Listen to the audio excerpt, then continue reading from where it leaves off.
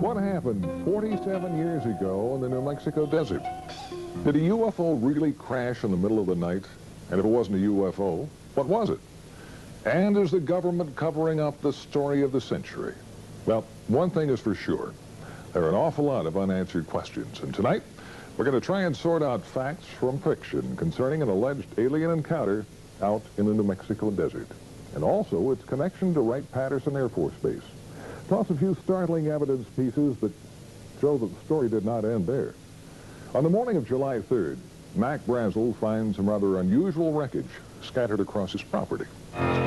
Whatever happened here in early July of 1947 has permanently linked Dayton, Ohio to Roswell, New Mexico. And it put a sheep rancher in Lincoln County at the center of one of the longest-running controversies in U.S. history.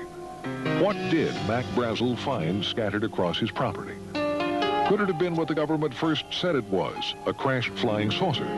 Wreckage scattered over a large area. Witnesses describing it as lightweight and super strong beams with strange drawings and foil-like material that had a memory. There were a lot of people that believed that we had something unique, otherwise we wouldn't have. Walter Haught was the Roswell Army Airfield Public Information Officer, and he was ordered to release the story that the government had indeed recovered a crashed saucer on Brazel's ranch. His friend, intelligence officer Jesse Marcel, was one of the first military men at the debris site. Jesse had gone out to the ranch with Brazel and picked up a bunch of material and brought it back to the base. That material was flown to General Ramey's office. And according to other reports, some of it came here to Dayton. A lot of this material, there were very few people saw. A lot of it was put on trucks out at the site, or covered, taken to aircraft, and the aircraft flown either to Wright Field or wherever else they may have gone. That's when the official story was changed. The Army Air Corps said Brazel had found nothing more than a downed weather balloon, and they had pictures to prove it. Intelligence officer Major Jesse Marcel was ordered to pose for pictures with some of the wreckage and told not to talk to the media. If it was a government plan, it worked. The story died. It was nothing very serious. I think most people took it as an honest mistake made by the people at the base. For many years, no one in this New Mexico town thought much more about the story until a few of them started comparing notes. Jesse Marcel talked to Walter Haught and admitted he didn't buy that crashed weather balloon story. He was very, very adamant. What we picked up and brought into the base was not of this earth. You could not change his opinion. This was not of this earth. We don't have the technology to develop anything like this. Materials that were so thin they were like foil that you could crumple up in your hand, and when you released it, it went back to its original form. Had a memory built in it. Go ahead and get out of here, and get out of here as fast as you can. And in a rare interview, mortician Glenn Dennis told me he remembered getting some strange calls from the base mortuary officer around the time of the Brazel discovery. He called one night. He said, "What's the smallest size hermetically sealed casket that you keep in stock?" And then here again, I said, "Hey, what have you guys got out there?" Later that day, while on an ambulance run to the base hospital, Dennis saw strange wreckage in the back of two Army ambulances parked outside this emergency room door. And an Army nurse, who was a close friend of his, told him that she had been part of some strange activities going on in the hospital that day. And what they wanted her to do was write down what they were doing. And on one gurney, there was a crash bag that had two small, little, very mutilated bodies. And then on the other gurney, there was a crash bag there that was unzipped, and it had a little body, she said, that was almost complete. It hadn't been mutilated. She claimed they were doing an autopsy on that one. a body that was not like anything she had ever seen before. She described some very unusual features that were not human. It only had 4 fingers, and on the tips of it were little pads, and then it looked like very small, minute little suction cups. And they described the arm as much larger here from the human and very short joint up here, and the head was very large. The eyes were very sunken in. But what were they? Dennis was told by a high-ranking military officer that they were indeed something special. He said the bodies were definitely aliens. All right, so what did Mac Brazel really find out in the desert? The weather balloon doesn't carry passengers, and it wasn't all that secret. And where did the bodies come from? What about those reports as well that both wreckage and alien bodies were shipped to Wright Pat? Well, coming up, we'll try and track down exactly what was and was not shipped here, and why the Roswell case is still under the microscope after all these years. Plus, we're going to find out what the Air Force has to say on this possible alien encounter.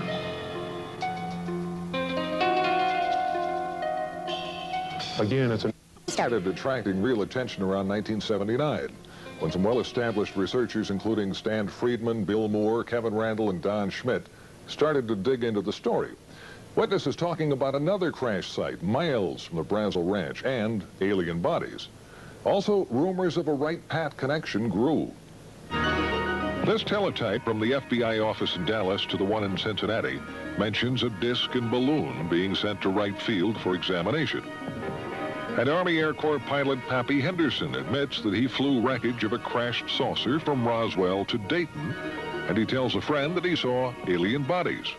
The question is today, 1994, where is the material? Where are the bodies? Certainly unique specimens would have been preserved. Authors and researchers Kevin Randall and Don Schmidt have just released the latest book on the Roswell case. And they told me witnesses have shed even more light on the story. We've talked about civilians and military who were there. We have over 50 sworn affidavits, all attesting to personal involvement in this case. And more than one witness has mentioned government cover-up. The Provost Marshal Edwin Easley now, who mentioned over and over again that I'm still sworn to secrecy, yet before he died, he acknowledged his involvement, the bodies, and that the President, whether personally or indirectly, had asked them to cooperate and never to say a word about this. And about that Wright Pat connection? We have first-hand testimony that there were 2 separate body flights that went out early morning of July 6th, sometime between 2 and 3 in the morning. That there were 2 flights, one went on to Andrews Air Force Base in Washington, D.C. And we can only imagine who may have been interested in possibly seeing the contents within the bomb bay. And the other flight went on to Wright Field. All right, some amazing allegations as to what might have been shipped to Wright Pat following the crash at Roswell. Well, recently we went on base to try and find some evidence to back up the witness statements and also try and prove or disprove the allegations and also some long-standing rumors. We got some answers and a few surprises. This is Area B at Wright Pat, and behind me a cluster of buildings and hangars. Now, most of the old rumors were that the bodies and wreckage were kept in Hangar 18. Well, first of all, there never was a Hangar 18. There is a Building 18, but it's home to Wright Lab, and it never has been home to Foreign Technology Division, which is the division that you would have expected to have been in charge of the wreckage and the bodies. We checked base civil engineering maps that show everything above and underground, and those rumored secret underground storage vaults and tunnels just don't show up. But a recent article in Far Out magazine claims Building 620, that's the avionics lab up on the hill, has access to secret vaults through a tunnel under the auditorium. So, using the map in the magazine, we found a tunnel. And here it is. Sources confirm it's the only tunnel under that building.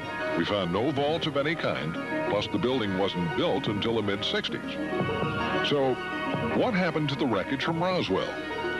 Well, the Air Force agreed for the first time to talk about it. Had there been in an exclusive one-on-one interview with the man who heads this sprawling complex known as the Air Force Foreign Aerospace Science and Technology Center, we got some surprising answers. The obvious first question, were alien bodies and wreckage recovered from a crash at Roswell, and were they brought to Wright Pat? We've extensively researched that, kind of hoping that we might find after all these years that really there was some thread of truth. and we've had no success at all. And I know today there are no such vehicles or bodies on the base. If they were. If we're to believe that Roswell was nothing more than a weather balloon crash, why would it have been brought here in the first place? If it was easily identified as a weather balloon, probably it wouldn't have been. If it were a foreign weather balloon, it may have been. If it were unidentified, it would be brought here because, in fact, that is our job, to look at technology and technological advances in any sense. Well, that seemed to be a pretty good argument that it was not an everyday weather balloon. And if it wasn't alien bodies in a UFO, what was it? Extensive research here, we found just no indication at all of any kind of incident at Roswell. I mean, we have nothing on record for that investigation. But we did learn that there was a Roswell file in one base office. Meet Colonel Hector Quintanilla. He was the last director of the Air Force's Project Blue Book. There was a folder. Okay. A folder about as big as this, with newspaper accounts of what transpired out at the ranch, wherever it was. But there was no formal correspondence that I could find with regards to Roswell. He told me Blue Book's evaluation of the case was it was nothing more than a balloon, and that's the end of it. But interestingly enough, a search of other Air Force documents failed to turn up any reference to Roswell in any form. We can't find an advantage to keeping such a thing a secret. We think that probably what happened is that there wasn't anything significant from the Roswell incident, if in fact it was evaluated here. Consequently, there was either no report or the report was of no significance, so it was destroyed. And he added, nothing like aliens or a UFO could have arrived at Wright Pat without somebody knowing about it and eventually talking. Almost impossible to keep something that fantastic a secret, specifically within the intelligence community, and particularly from the organization that's supposed to evaluate that sort of thing. Secret. We've heard that word a lot tonight. Well, coming up, we've got some new evidence that may well explain what at least some of that wreckage from Roswell really was, and why it came here, and why the government chose to keep it a secret. We'll be back.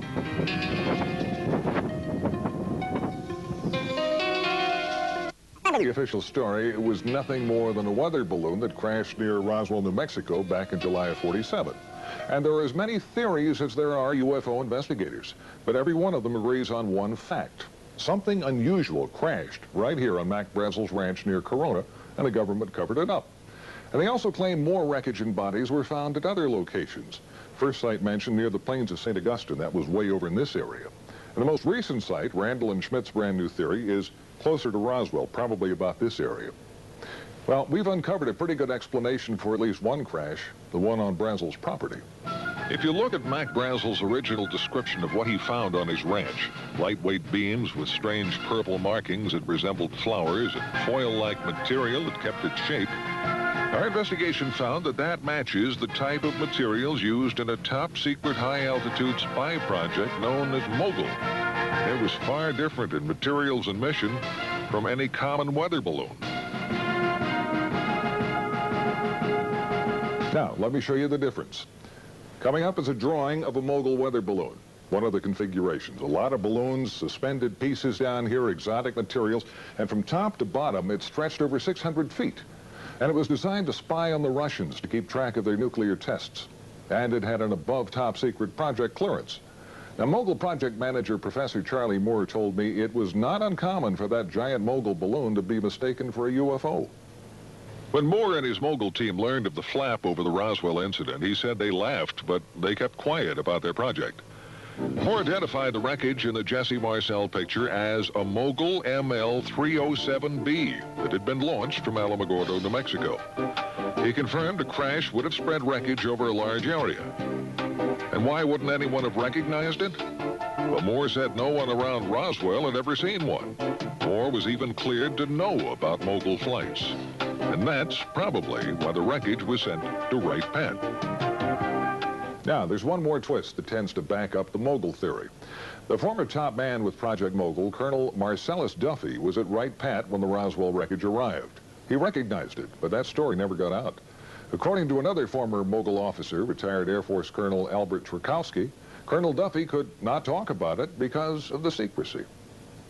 So, if it was a giant Mogul spy in the sky that went down on Brazel's ranch, something else must have crashed nearby, something with small passengers. Mogul officials can't explain that. Well, more than a few witnesses claim they saw bodies, like a man identified as a former Air Force physician who related what an intelligence officer told him about strange bodies and a Wright-Pat connection. The beings on that spacecraft, he relates, were not anything that he could identify from our planet. They did not appear like any human being he'd ever see, but they were obviously not anything else. So they obviously were living human beings, and some of them were injured, most of them were dead.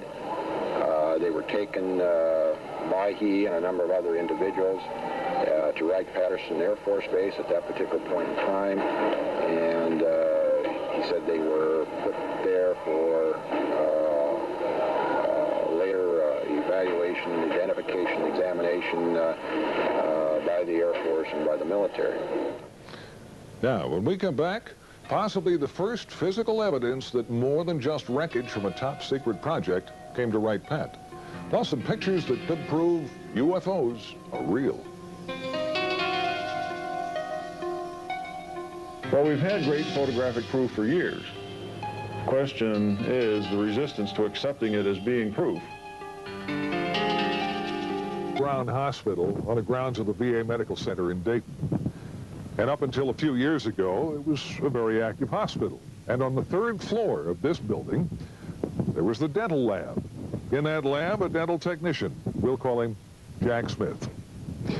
And as Jack told the story to Len Stringfield, it was on a Thursday. He remembers the day quite well because Thursdays were normally very quiet days here at the VA Medical Center.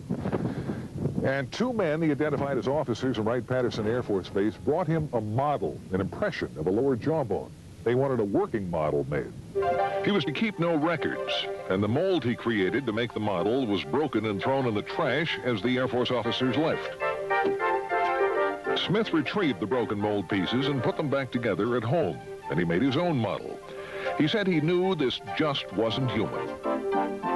Few have ever seen it, and those that have can't identify it. An article in Len Stringfield's new book quotes certified dental technician Bruce Phillips as saying it's not like anything he'd come across in his 20 years in the business. The teeth are flat, no cutting surfaces. The shape of the jaw is different from humans, and the arch is much deeper. If it isn't identifiable as animal or human by people who should know, what is it? Could this finally be the first hard evidence the Air Force was indeed doing tests on alien bodies out at Wright-Pat? Jack Smith says the jawbone model was made in 1979. And if you compare the shape of the jaw in the model with the shape of the jaw in this computer drawing of an alien, it's almost a perfect match. Some sources claim the drawing was part of a government UFO briefing in 1978, same time frame, and was based on photos from Wright-Pat. Now, the Air Force tells us they have no records of any alien picture or the briefing. No comments yet on the jawbone.